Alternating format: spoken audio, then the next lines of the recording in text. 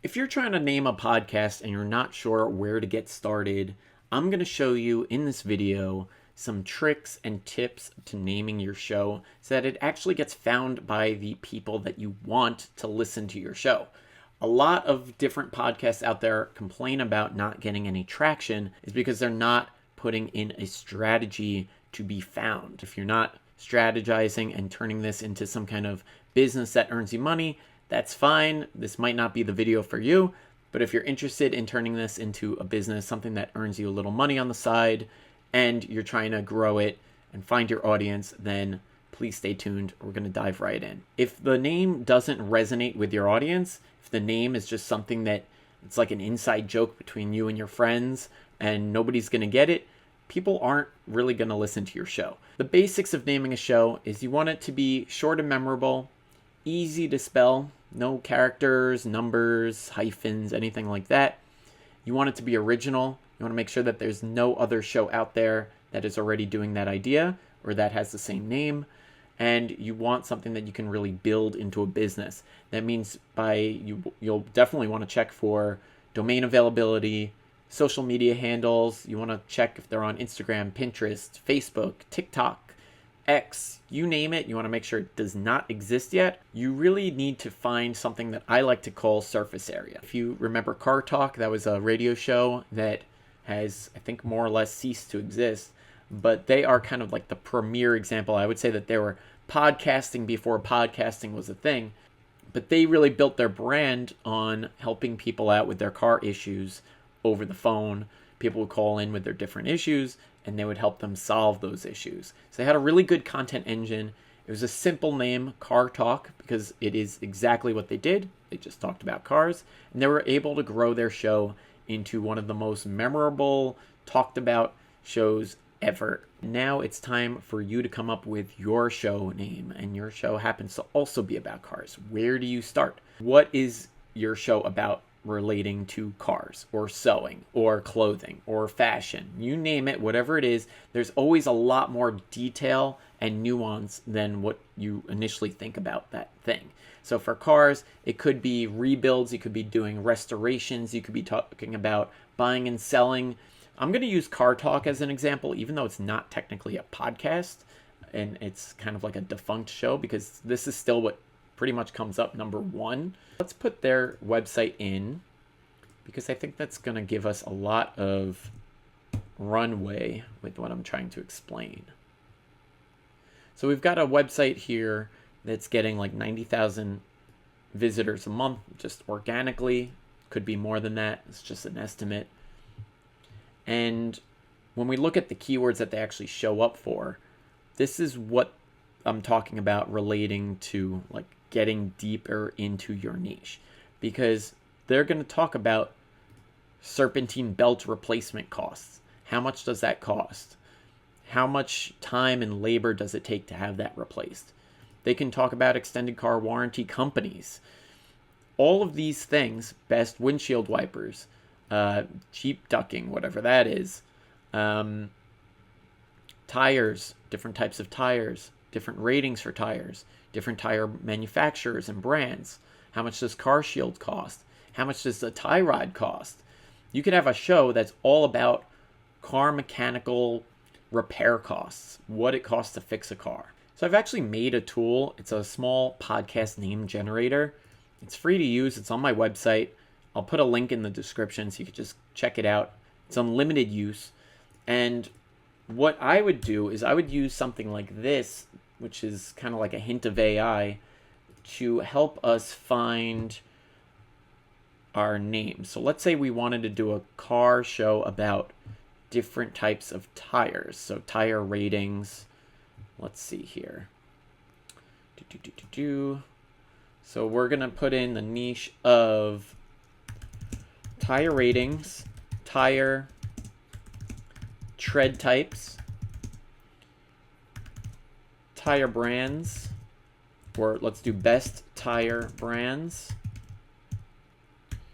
and we'll put in racing and off-roading.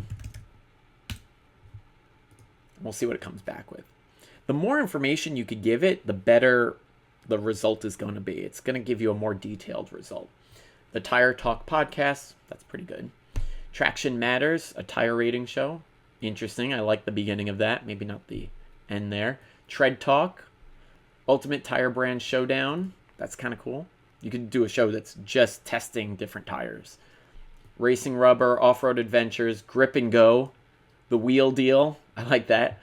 Fast Tracks and Tires, Off the Beaten Path. So now I want to show you a top tier crime podcast. There's a podcast called Crime Junkies, and they are, I think they're number Spotify charts. Let's take a look here.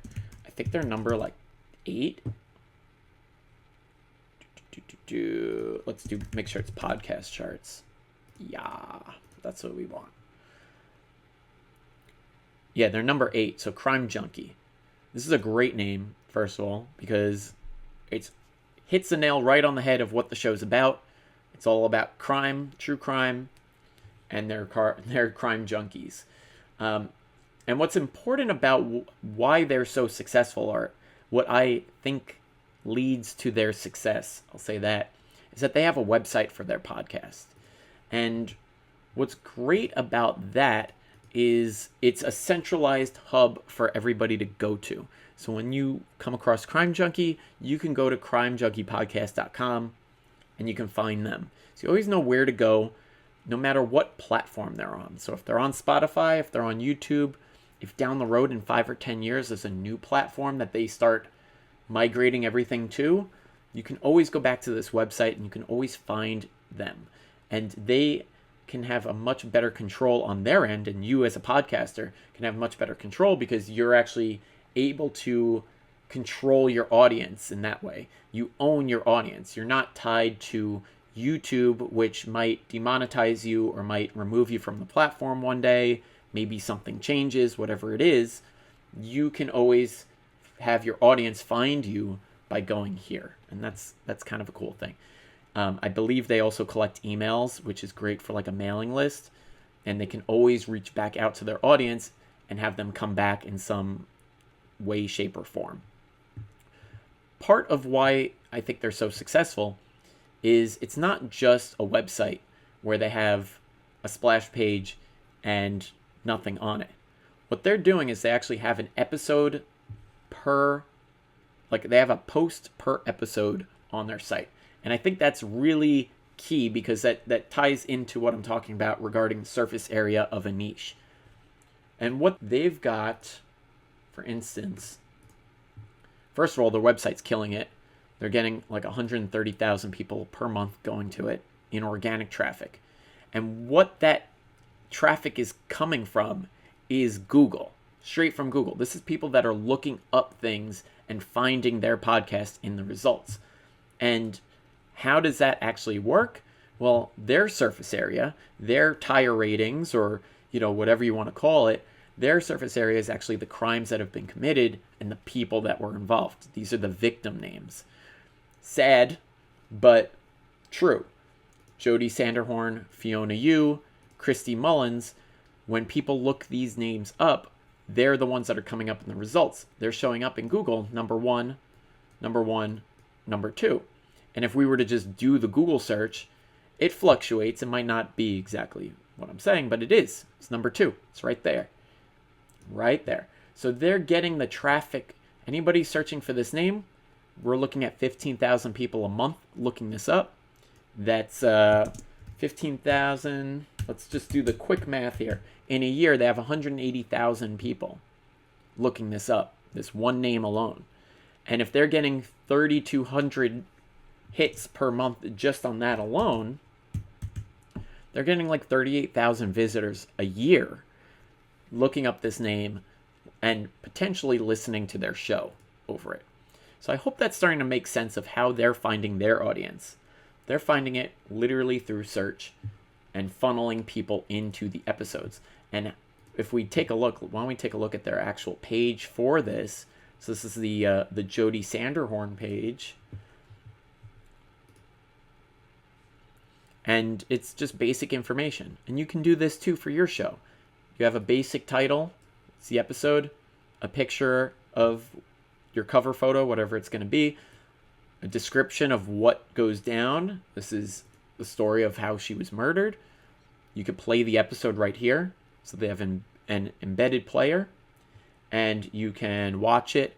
And then they have buttons here that go to other platforms where they can catch the podcast. If they want to watch on Spotify, they can. They also have some resources. This is huge, where they have the different people that are involved in the case. And these probably don't go anywhere.